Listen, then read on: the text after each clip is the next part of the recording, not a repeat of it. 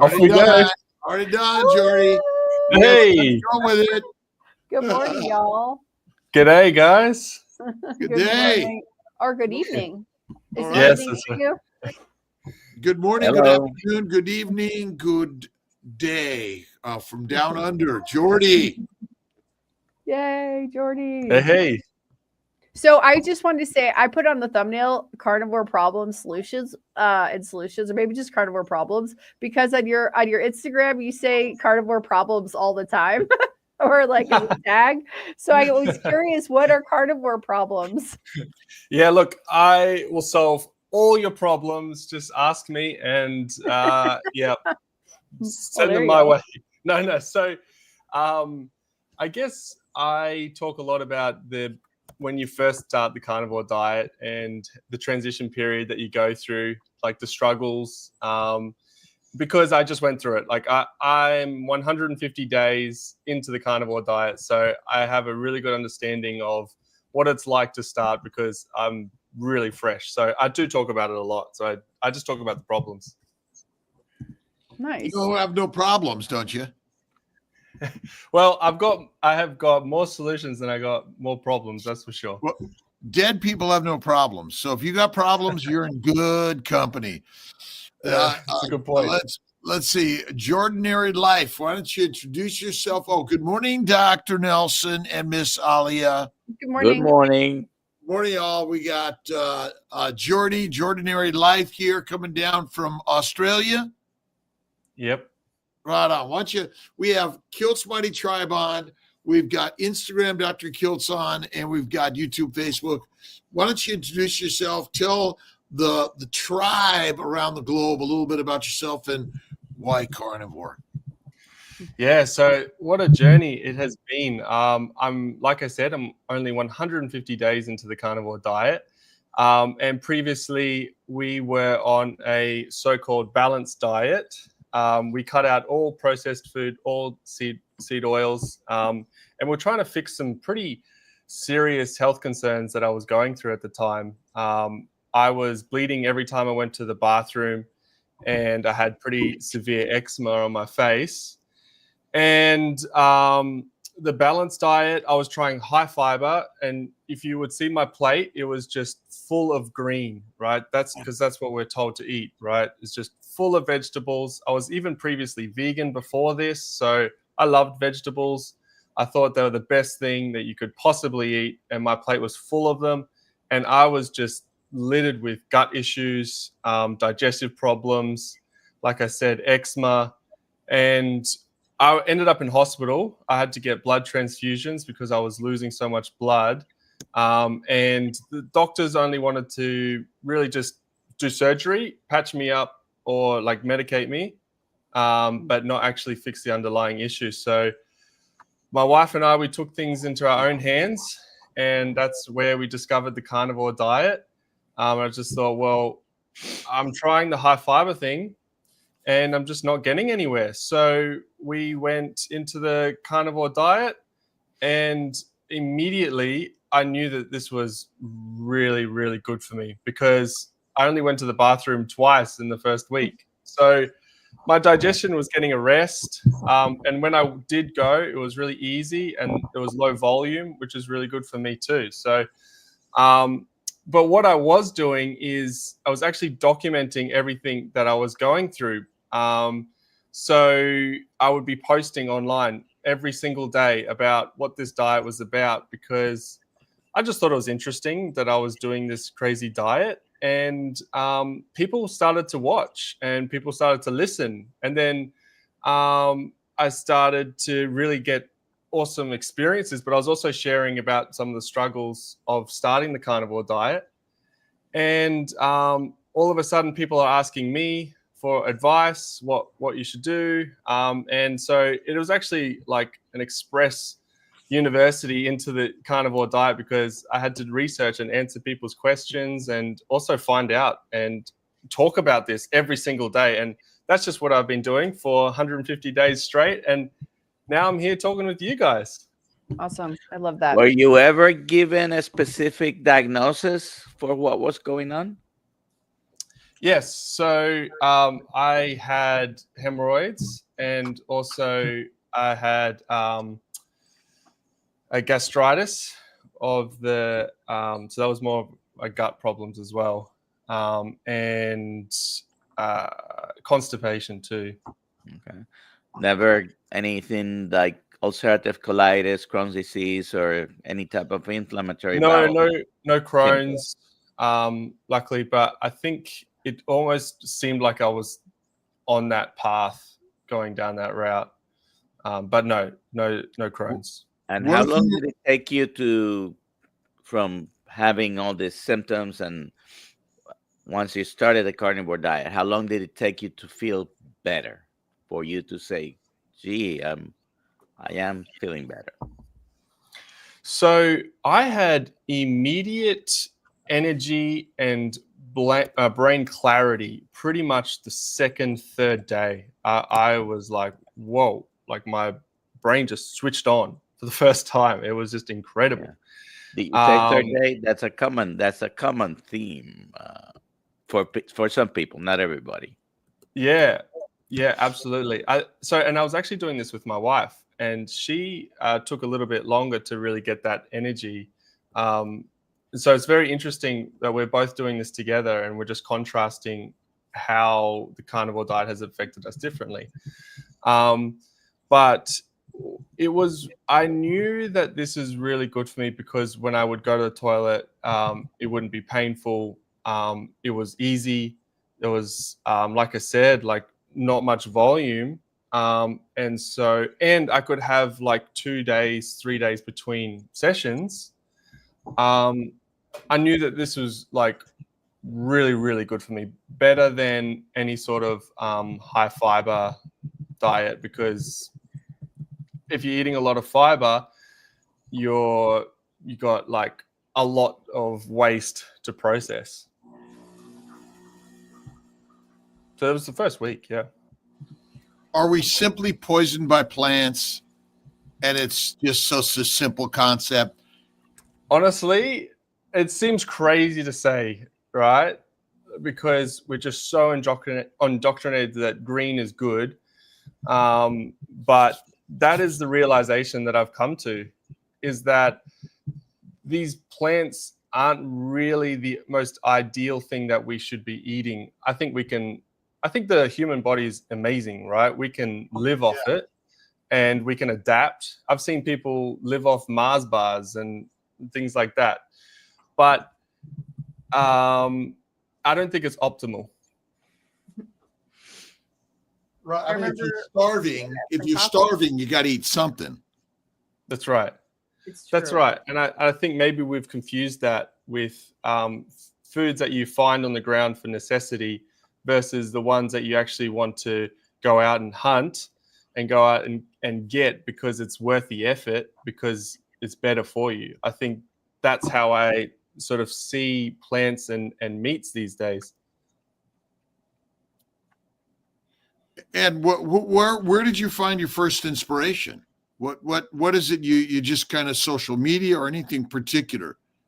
So back when we were vegan, we did hear about Jordan Peterson's journey, and that just seemed crazy. It seemed like something that really sick people need to do, is that they only eat meat because they're allergic to every other food. That's kind of how I interpreted it, but you couldn't deny his results. So that was probably in the back of my mind. Started seeing it on social media. My brother-in-law actually tried the carnivore diet. He doesn't stick to it, but when he did it, it was the best he ever felt. And that was a common theme that I was hearing. There's anyone that has tried the carnivore diet, they usually say it was the best I had ever felt. And so that's why I was very excited to try it. I was going to do only 30 days. And we'll see. Like, I want to experience these amazing feelings that these carnivores get. And then I think for me, it's different because I'm like, well, why would you only do it temporarily? Like, if you feel so good, why would you want to go back to eating crap? So I just stuck with it because I was like, this is awesome. I feel great. And tell us a little bit about your wife and how she's doing with carnivore. And is carnivore sustainable for men and women? So she was a little bit more skeptical than me because she was actually the one that got me into being vegan. When we married, she was previously vegan, so she was vegan for over 10 years. Oh wow. And so it was very interesting journey how she went from leaving veganism.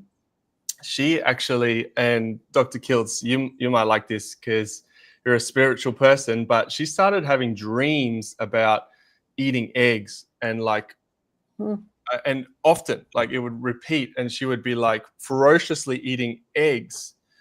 And so we really saw that as maybe her body or a spiritual thing was that she needs to eat eggs.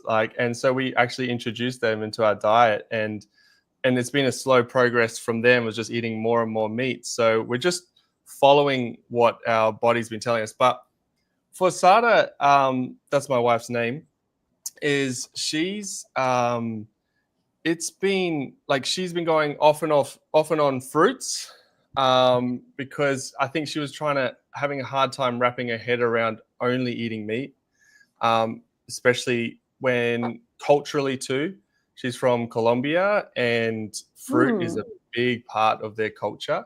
Yeah. And she loves fruit too. So she would eat fruit, and then she would experience these negative side effects when she would reintroduce fruits. She would start to get dizzy and headaches and these things that she suffered with before the carnivore diet, and they would come back when she would reintroduce them. So after that, she had to make the difficult decision of like, no, I actually feel better strict carnivore. And we say it's a difficult decision because she just loves fruit, but it's an easy decision because she feels better. And so she, struggles with the not having anything sweet on the carnivore diet. But it's been really incredible for her too. It's really helped with her bloating. She's lost some weight, and she used to get really bad migraines, and she no longer gets them too. I love that. And maybe this is our problem, is having some sweets from time to time a killer? Well, look, it's a good question because I think I don't think it will kill you. So the killer is probably the strong word, but my mum has also now been on the carnivore diet. I'm converting all the people around me. It's been really awesome that I get to do it with so many people. And so she actually was suffering some really bad inflammation in her knees. So bad so bad that by the end of the day that she wouldn't be able to walk properly, and she sometimes would need crutches. The inflammation would get so bad. Now on the carnivore diet, pretty sure it was within like a week or two, no more inflammation in her knees, like no more pain. Now she's running and exercising, and so it's been incredible for her. So the reason why I bring that up is because she grew a pineapple in her backyard, all organic, no pesticides or anything like that. And she's been, working hard on this pineapple that she now technically can't eat, but she ate it. I think she had half a slice or something quite small. And wouldn't you know, the inflammation has come straight back. So is heroin organic? Yeah, right. If one hit of heroin's okay, right? Like it won't kill you. Yeah, so I do think for me personally, I wouldn't touch it. I wouldn't really go back. It's not worth it. It's not good for us. Yeah, I try to imagine us eating pineapple 50,000 years ago. if there were pineapples, Yeah. it's hard to know what is Well, a normal certainly fruit. there were some fruits, right?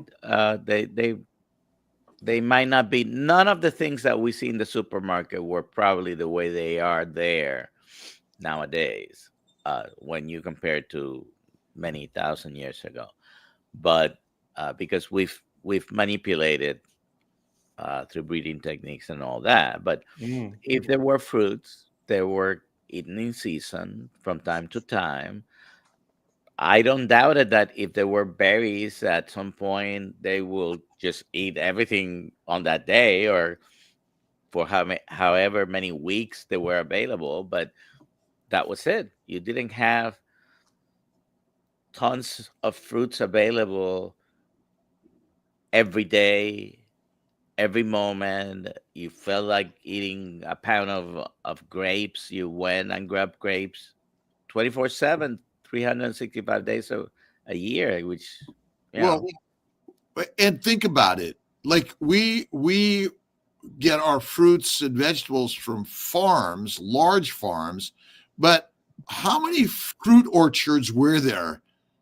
I mean, where are they? There are no large stands. I mean, we can find, conifer forests and all sorts of things, but to find large fruit orchards, they didn't exist, No. right? So I think your Dr. Nelson's like giving us like it's simplicity. It just wasn't around very much, was it? And it brings up a good point. I think about how you can get all the nutrients from animal foods, but it's very difficult to get and you can't actually get all the nutrients from plant-based foods. So how, if it is an optimal way to eating plant-based foods, how could have that been possible of getting all the different fruits in and out of seasons? You would need a mega farm just for one family of all the different fruits and vegetables you would need year round. Well, so isn't the real problem plants are just poisonous? They contain many of the minerals and vitamins theoretically, but they come with poisons. And so I don't know anyone who's nutrient deficient. Everyone's just poisoned. And so our real diseases, I mean, our bowel disorders are all secondary to fermentation and the gut dysbiosis and the fermentation and steel wool. Fiber is like steel wool, right? It just doesn't make any sense. And so it's plants that kill are ultimately plants don't want to be eaten. And so can you eat plants raw and you'll be healthier than cooked? Well, in my experience, that is not what that's not what I experienced when I tried to eat raw plants. Could you eat meat raw and be healthier than cooked? There are some crazy carnivores out there that are doing that, and they seem to be doing okay. I'm not at that stage yet, but it looks like raw meat is actually healthier for you than cooked meat. And cooked plants are less poisonous than raw plants. Wow, there you go. I mean, did we wait for the cook 50,000 years ago? No, I guess not. What is your opinion on ground beef? Maureen Atsali in Kenya, difficulty sourcing fatty meat. And she asked this question here also. Oh, good. Yeah, that's the question. Came from Kiltz Tribe, and Maureen's on the same. She's on 2 platforms. Go ahead. Okay. Well, I'm a big fan of ground beef. I'll have it every morning. I think it's a great way of getting a high fatty meat. It's cheap as well, so it's good for people on a budget. And though I see the question, it says only ground beef. Look, I think it's possible. The only objection I would have is the fact that it might get a bit boring and mundane. But if you really love ground beef, you can do that for 30 days. Then I don't know. It seems like a good idea. Well, when people say boring and mundane, I always ask them if they're married. What's that? Well, because you can't have variety. And so boring and mundane, 99% of all organisms consume is boring and mundane. In that case, variety can get you killed. Very easily. Yes, deadly. It's a deadly. I'm married to a South American, so there's nothing You would boring die and fast. mundane about that. Nothing at all. The spice is in the life. Absolutely. Jordan, we need to talk afterwards and compare notes. So here's a comment. So ground beef, even leaner versions, because I think one of the problems is people overcook their meat and they lose the fat. Yeah. So they're ultimately eating lean meat. And that's why the raw rare is better to eat than the cooked. And if you look at the book by Pottinger called Pottinger's Cats, he showed that cooked meat and pasteurized milk was unhealthy for the cats, where raw was the best for the cats. And I kind of equate us to like a cat. Well, that's interesting you bring that up, because we've got 2 cats and we transitioned them from the kibble food, the dry food, to the raw kangaroo they actually eat, and they thrive. And the same symptoms that I had, so less waste, so they don't go to the bathroom as much, it doesn't smell, and also their coat, their fur is just so much better too. So it's interesting you bring that up. They eat only raw. Does that, Dr. Kiltz, does that mean you only eat raw, or is it a sometimes thing? No. I mostly eat very rare black and blue to raw is my go-to. But I think overcooked meat is not good for us. You lose all the fat. You denature the molecular structures, and you create advanced glycation end products. So that's why the least cooked, the raw, is probably the best to rare to black and blue. So am I an always? I'm a sometimes. But that's my favorite is like black and blue, like it's mooing on the inside. That's kind of my very best. Eve has a question about your eczema. How long before your eczema went? Yeah. So eczema was really the catalyst for me jumping on the carnivore diet, because I was using topical steroid creams the doctor actually gave me, and didn't tell me about the side effects and the withdrawal symptoms that you become dependent on them and can actually make your skin worse. So here I was using these creams that I thought were all good, that would get rid of it temporarily. And then when I realized that there's like really scary withdrawal symptoms, I just jumped on the carnivore diet. And then within 30 days, I saw that it wouldn't get worse. So, which is a big deal for me, that my skin wasn't getting flaky and dry and painful like it usually does. And then it was like the 60-day mark that I really started to see the eczema actually disappearing. And then like 90 days is when you couldn't really even see that I had eczema anymore. Wow. What causes eczema? Oh, please tell me. I actually don't really know. I react to some things, but no. It's simple. Exposure to plants. Right. That's it. I mean, what is poison ivy? Yeah, well, I guess the fact that I cut out all plants and the eczema goes away is probably a good sign that you're right. The eczema is caused from plants. Really, again, this is complicated. Do we need another scientific experiment to explain all of this? And a journal, what is it? A peer-reviewed journal, Dr. Nelson? Yeah. If I don't have that, I won't believe it, right? Right. That's how we're trained. We are trained not to believe your story, Jordy. We're trained that, I'm sorry, we have to wait. This has not been studied long enough. I mean, do we have long enough studies on carnivore?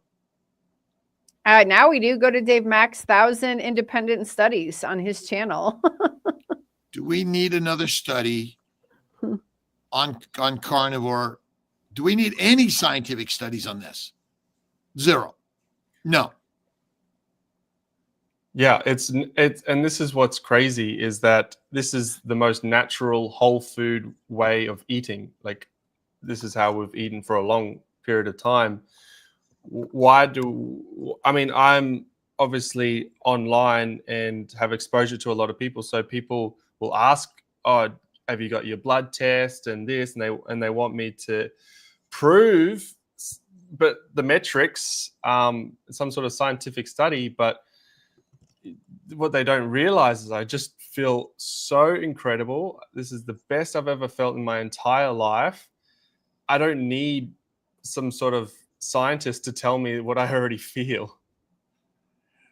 And this is part of have we improved our health in the last 100 years since science has kind of taken over our directions? Well, obviously not. I mean, you could use science in quotation marks, because I think if it was true science, then we would probably not be as scared as carnivore diet as we are. Mm-hmm.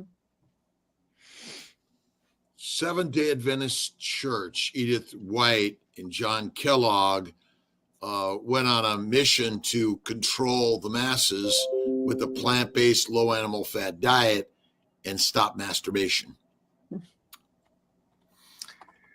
Wow. Does it work? Well, let's not go there. Yeah, it's making us sicker than ever. And what's it like for healthcare costs in Australia? Well, look, we have a public system like Medicare, and unfortunately, it is good if you're in emergency as a rush, but if you need like elective surgery, you've got massive waiting lines, and it's not as great, I think, as it could be. And so there's a lot of pressure, I think, on the public system at the moment, and there's just not enough doctors and things to keep up with it. But maybe you can help us on this. Is healthcare system a healthcare system or a hurt care system? What are your thoughts? I mean, we have coverage, but what's the message, and what are they covering us with, and how are they helping us be healthy? So is it really just slavery? Enslavement, I should say? Well, that's a really interesting way to put it. It's just it was not. Look, on one hand, the doctors and everything saved my life when I was running low in blood, right? And they were incredible, and I got a blood transfusion, and the miracle of the healthcare system. So on one hand, it's awesome and it works well. But on the other hand, it doesn't prevent me from getting there in the first place. And so whether that's tied to a profiteering system that profits off people getting sick, that's one side of the story. But also whether doctors aren't, I don't know if it's a training issue or what, but then don't seem to be interested in getting to the root cause and helping you to avoid the hospital and avoid taking medication.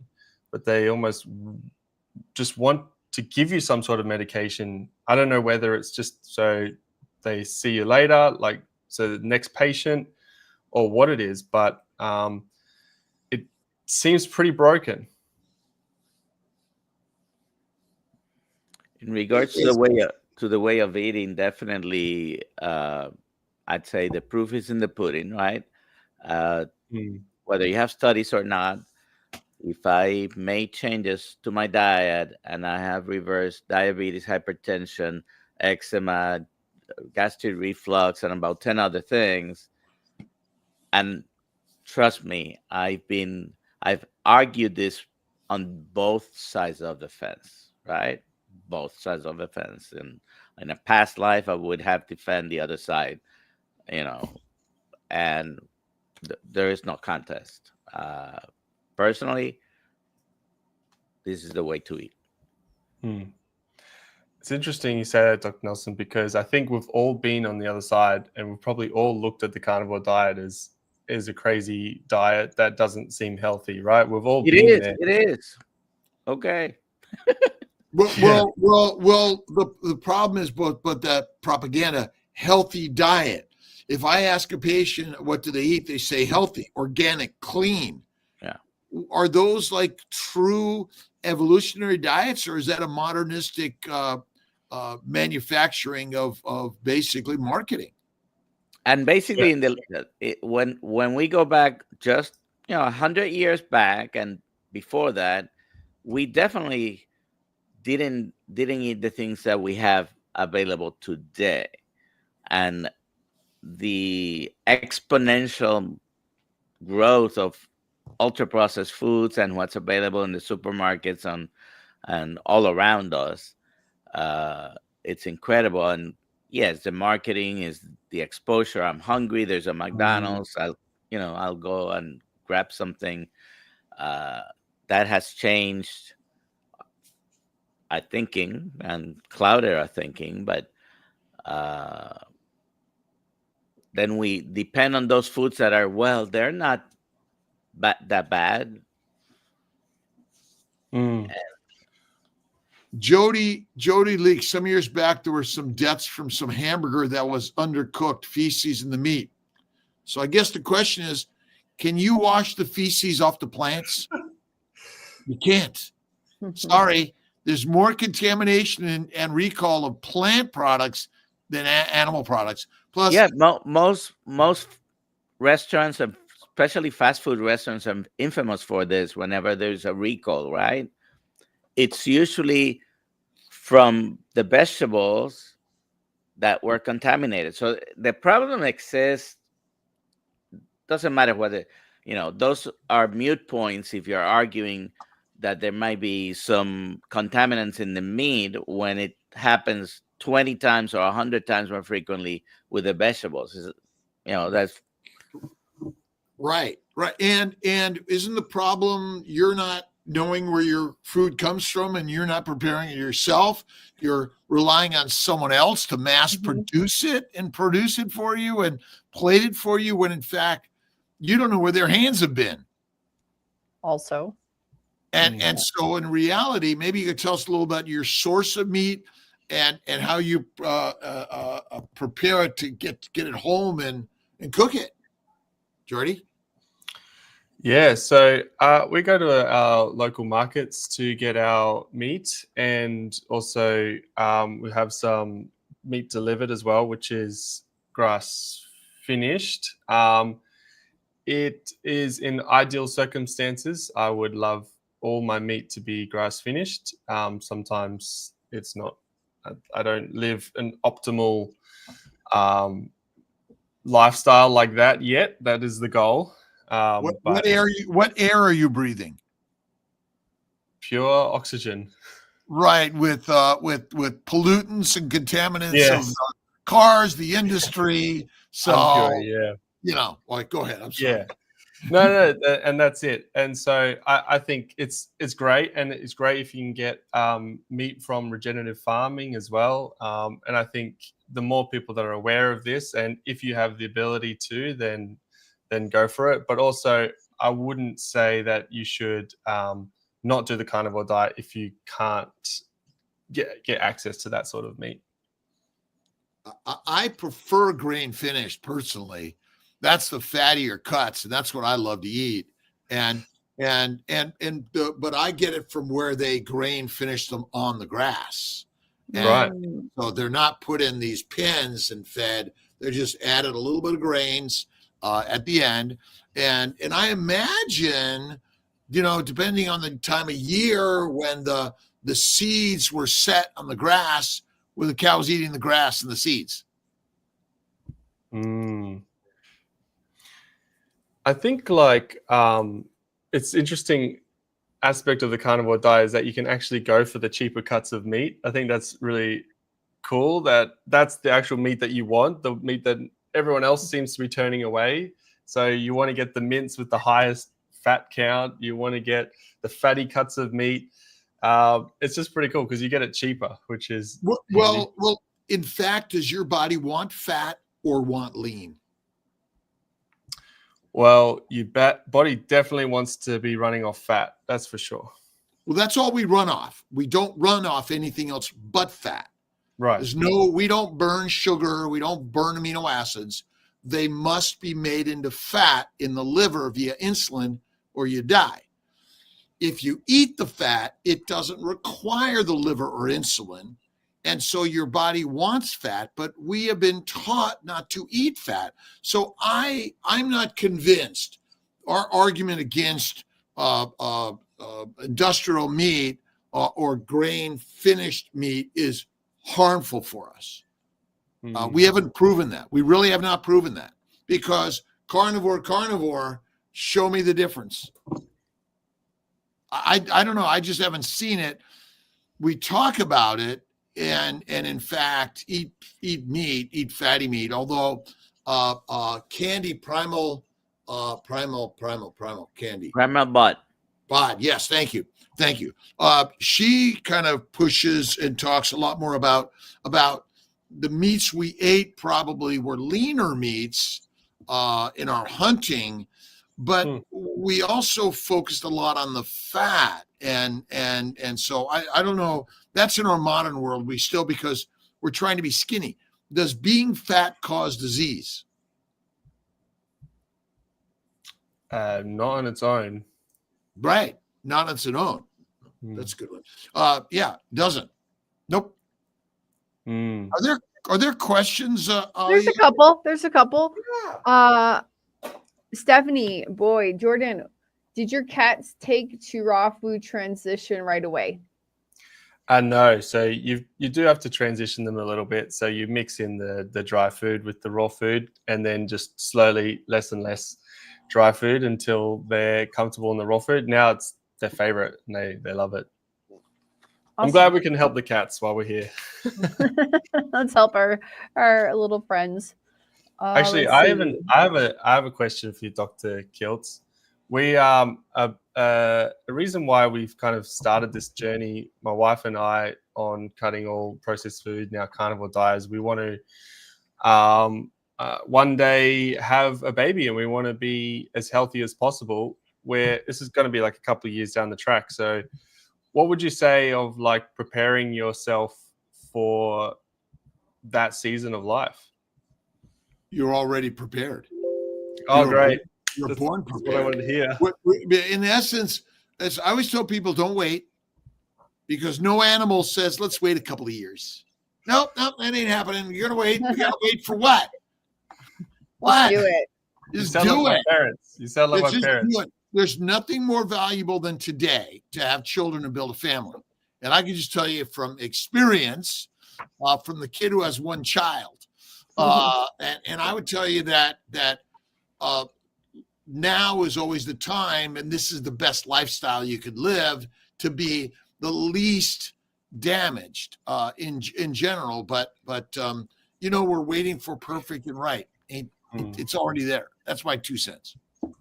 Your kids are going to make you prepared for everything you haven't expected. Don't wait, just do it now. Earlier is easier for the female body. Earlier is easier on the female body also. And what's the best time that nature created for human reproduction? Apparently 14 through 16. 13, 14, 15. Oh, wow. Yeah. Right? Like physically with the body.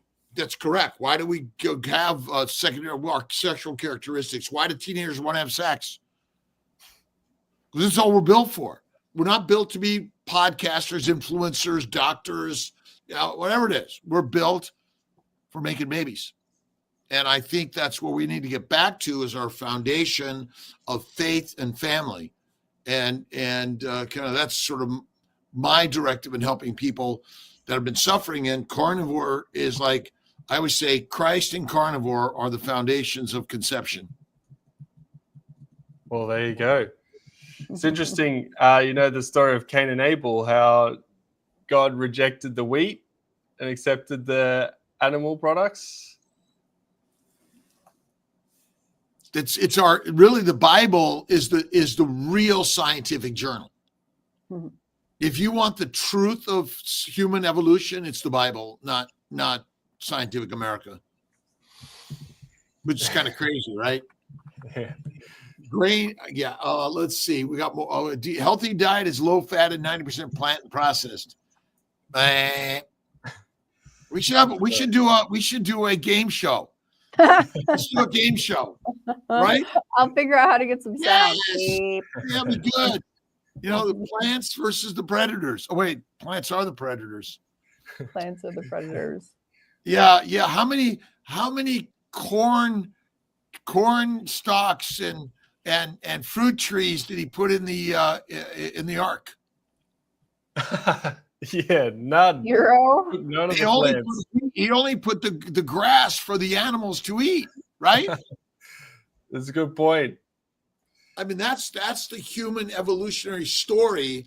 Anyone that says differently, I think, you know, it really is. We've been duped by the Pope, priest, president, pharaohs, professors, in order to come to the let's see, the parish, where we're told a story that we often perish from. If you look at many of the religions, their message was agrarian, control, and civilized. But ultimately, I think the real leaders know that eating meat is the master meal for the masses. Personally, I think that's what Jesus Christ came to teach us. You don't have to go there for God. Whoa. He's within. Oh, God's within us. that's interesting. We can't. Oh, wait a minute. We can't talk about religion. Are we not really supposed to? We should be able to talk about anything we want. We can talk about anything we want. I just had a great interview with Tammy Peterson. We talked about God. We talked about food. We talked about family. So that's coming pretty soon. I'm really excited. Love that. I'm excited about that one. Gian, why is beef recommended more than pork in the carnivore diet? If that's the case. Anyone can take a stab at this one.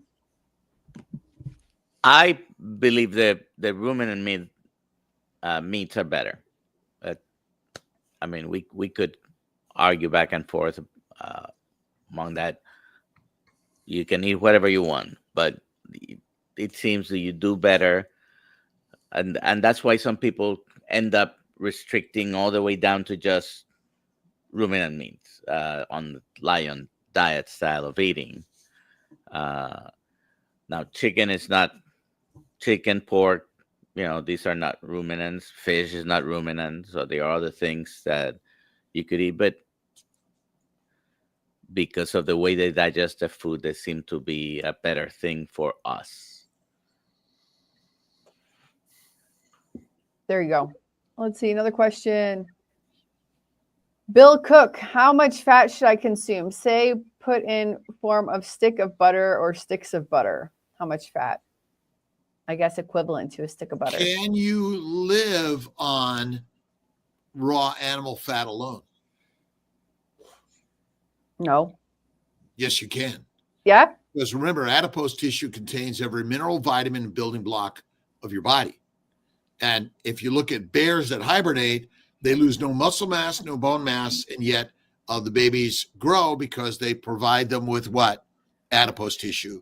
And so ultimately, raw butter is better, but raw fat from ruminants is the best. I think the organ meats are good. Are they required? I don't know that. But according to FJ Schlink and Meat 3 times a day, my good friend Kerry Mann gifted this to me, and then someone gifted a copy to him. Which is wow. The organ meats are more nutritionally dense in many things. So if you want to eat organ meats, you eat them. Many people don't necessarily make an effort to include them. I don't think they're making an effort to exclude them. Uh, if you want them, you can. It's hard to eat liver sometimes if you're not used to that taste. But ultimately, yeah. I mean, again, the lean meat diet is what Dr. Donaldson, maybe you comment on a lean meat diet, protein, or again, lean meat diet. Is that good for us if for long periods of time? Look, probably not. Probably not. You can do that for a certain amount of time, and if you don't develop any symptoms, that could be a way, like you many times say, for weight loss. Sometimes you can decrease the amount of energy you're putting in your body. The fat is the most concentrated, but many people talk about this. Prioritize the protein, okay, and don't fear the fat. If it comes with the fat, comes with it. Some people sometimes they make an effort to increase the fats, and they're having a stick or two of butter a day. Within certain circumstances, that might be adequate. For most of the time, you can get plenty of fat from the meats. The problem is when you go to supermarket and you're getting a piece of a New York strip, which usually would have a fat cap.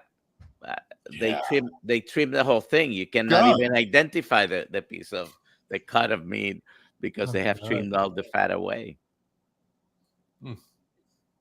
I want to just ask this question, but first, everyone needs to put hashtag Jordan into the chat to win a Kiltz Mighty Tribe merch. Probably a cap, a baseball cap. Here, I'll show it. Can I put my name in there?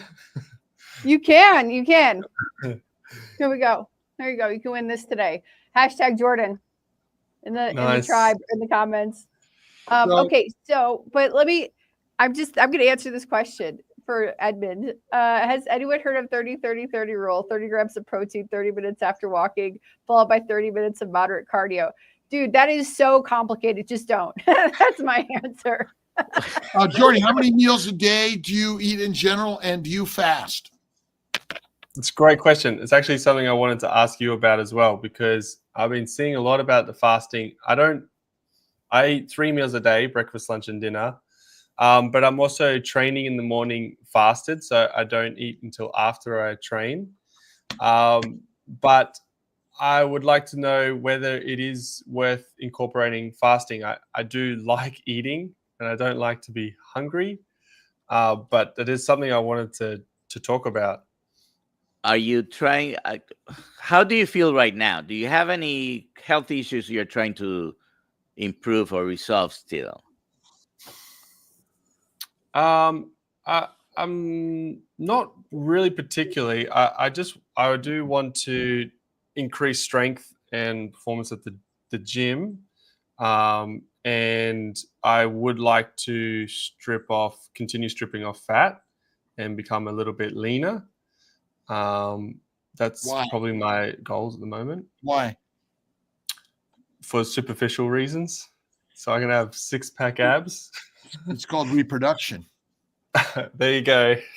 We only are driven by reproduction. That is all our real drive is. But I want to reproduce. We want to reproduce. We're a little egotistical, all of us, right? But if there's a famine or you need to go hunting for a month and you can't find food, is it better to be lean and skinny or carry some extra fat? Definitely want to carry some extra fat for the journey. Is the fat on our body the true fuel for our body, or is the food in the stomach the fuel for the body? Well, I would say the food in the stomach. But that's wrong. It's wrong. Because a type 1 diabetic has got food in the stomach and it's got fat all over their body,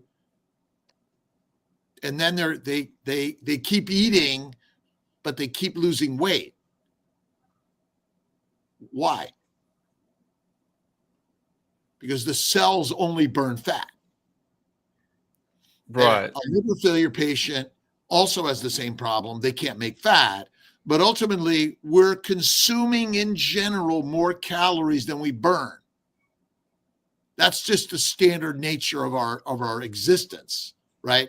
Because your brain is more worried about no food than it's worried about too much food, right? And so the food in your stomach, what do most people eat? Fruits and vegetables, seeds and nuts, plants, and lean meat. Well, so everyone thinks your cells burn sugar, right? That's a common thought, right? And but a liver failure patient has insulin and high sugars, but they get skinny because they can't make fat.